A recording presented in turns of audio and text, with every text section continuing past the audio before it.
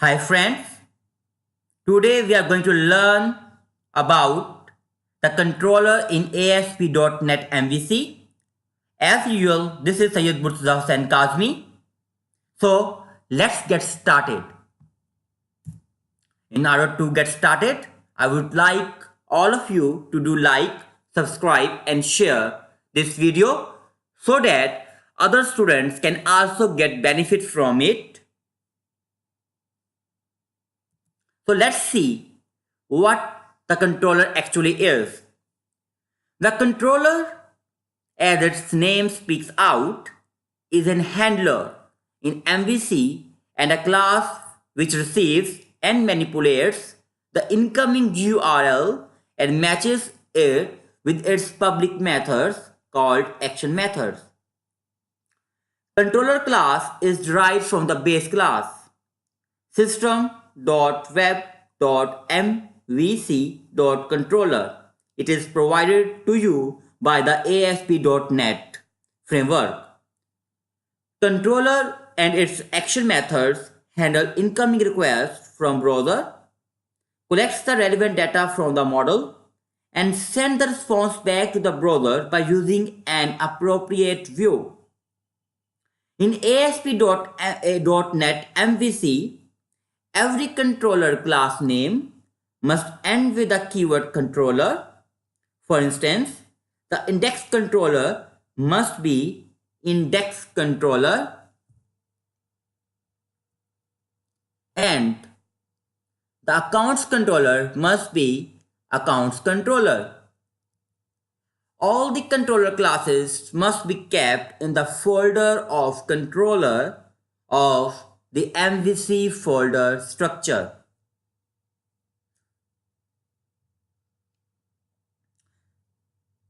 Before going to see how to add a new controller to your project, it is important to tell you that MVC will throw the resource cannot be found error when you do not append controller to the controller class name as I have shown you here. You will skip this controller keyword. The ASP.NET MVC will throw an exception, the resource cannot be found. So let's see how to add a new controller to the project of MVC. So let's see.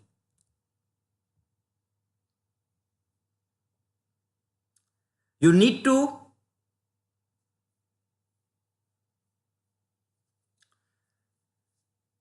know the folder hierarchy structure which we had learned in one of our lecture series. We had seen how to create our first MVC application, which is created a default controller, home controller. We will see in this section, we will add a new empty controller in our MVC application in Visual Studio. So let's create a new student controller in our MVC application in Visual Studio. In Visual Studio, expand the Solution Explorer. As you can see here, it is already expanded. Go to the controller folder and click on the controller folder. Right click on it. A pop-up will come on the screen. From the pop-up, select Add and then click on the controller. Another pop-up will appear in front of you. You can see there are different options available and listed on this pop-up. The first one is MVC5 controller -empty. This option will create an empty MVC controller. The other option is MVC controller with read write actions. It will create an MVC controller with actions to create, read, update, delete, and list entities. The other one is MVC controller with views using entity framework. An MVC controller with actions and razor view to create, read, update, delete, and list entities from an entity framework data context. An entity framework is a framework to write and develop your MVC applications. It is a rich framework having many useful controls and methods to speed up your development and reduce the time to deliver your project. Here I would like to tell you what scaffolding is, because these two options will create the action methods read, update, delete, or list by using the scaffolding provided by the ASP.NET. The scaffolding is an automatic code generation framework for ASP.NET web applications. Scaffolding reduces the time taken to develop a controller, view, etc. In MVC framework, you can develop a customized scaffolding template using T4 templates as per your architecture and coding standards. Add scaffold dialog contains different templates to create a new controller. We will learn about, this is add scaffold pop-up and dialog, which is in front of you right now. We will learn about other templates later on. For now, select MVC controller empty and click add. It will open another dialog box. Write the name student here. The controller keyword is already there. You just need to change the default which was highlighted to your appropriate controller name. I have written here student. As I had told you, we are going to add a student controller in our project in Visual Studio. So after writing the appropriate name,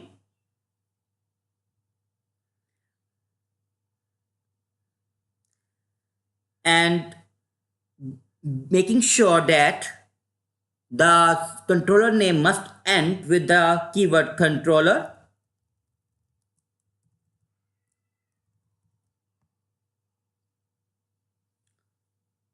Because if you will not add it, as I had told you, remember, MVC will throw an exception, and that exception will say the resource cannot be found. Click the add button after writing the appropriate name. Add. This will create student controller structure under the controllers folder. You can see students controller.cs class file has been created within the controllers folder.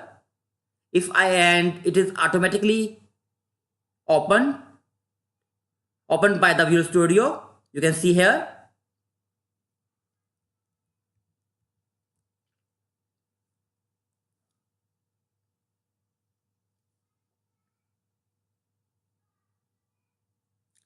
As you can see above, the student controller class is derived from controller class. You can see here. Every controller in MVC must derive from this abstract controller class, contains helper methods that can be used for various purposes, and also a namespace System.Web.Mvc has been included because this controller class belongs to this System.Web.Mvc namespace. Now we will return a dummy string from index action method of above student class of this student controller class, changing the return type of index method from action result, which you can see have written default here with the index action method, to string, and returning dummy string as I am going to write here. So first of all, change it to the string return type and return a dummy string from your action method. This is my first student controller by using MVC in ASP.NET. So we are going to return this dummy text from this action method, which is called index.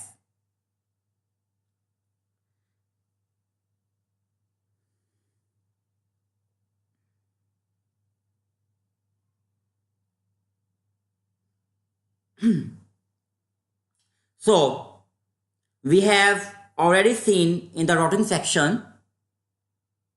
Let me open here the route config.css.cs, not css, and I'm going to comment this the last done work here and going to use the default route. So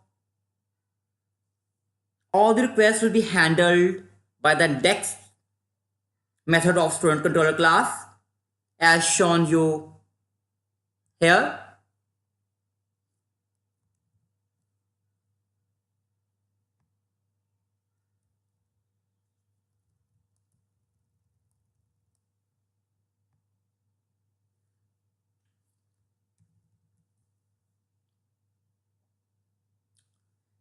So let's run this, and let's run this.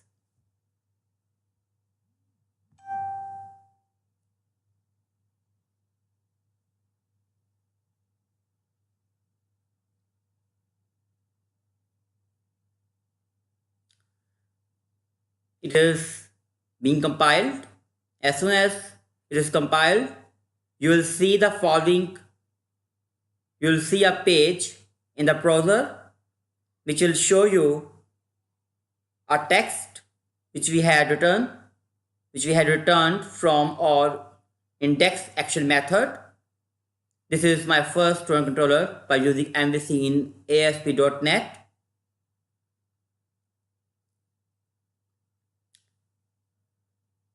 Let it open. It is opening. We had made some changes in our project last time. So let's see what's happened. It must show you a page with the text we had written in our index.controller method. It is still opening.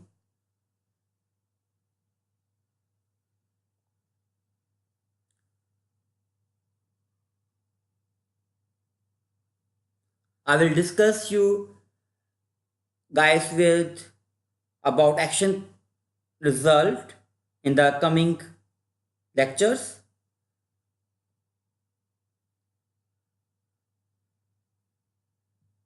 Let's write here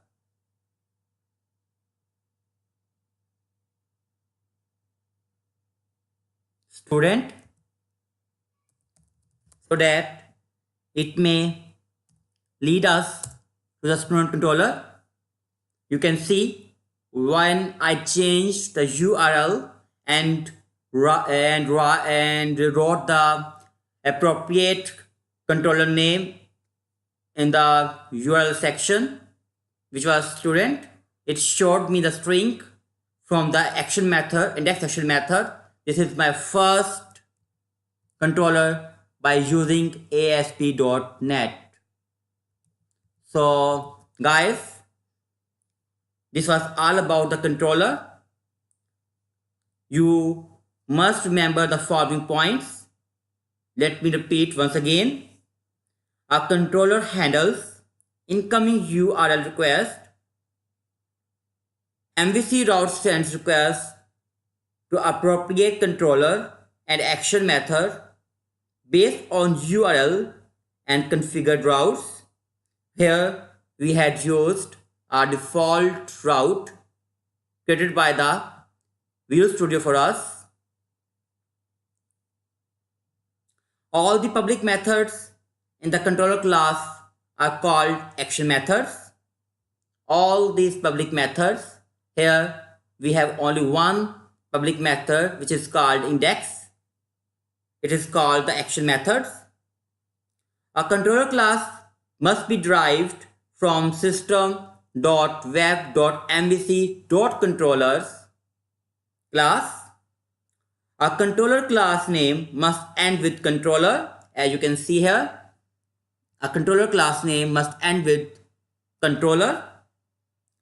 New controller can be created using different scaffolding templates. You can create custom scaffolding templates also by using the T4 templates. So this was all about the controller of ASP.NET MVC. I will discuss more in the coming sections. We will build, inshallah, an application by using this ASP.NET MVC so that you may learn how to get started. So guys, at the end, I would like all of you, if you people want an economical and trendy website or any kind of mobile application, please do not hesitate to contact us at info@solvesummit.com or solution_summit@yahoo.com for taking a call. Thank you very much. Bye.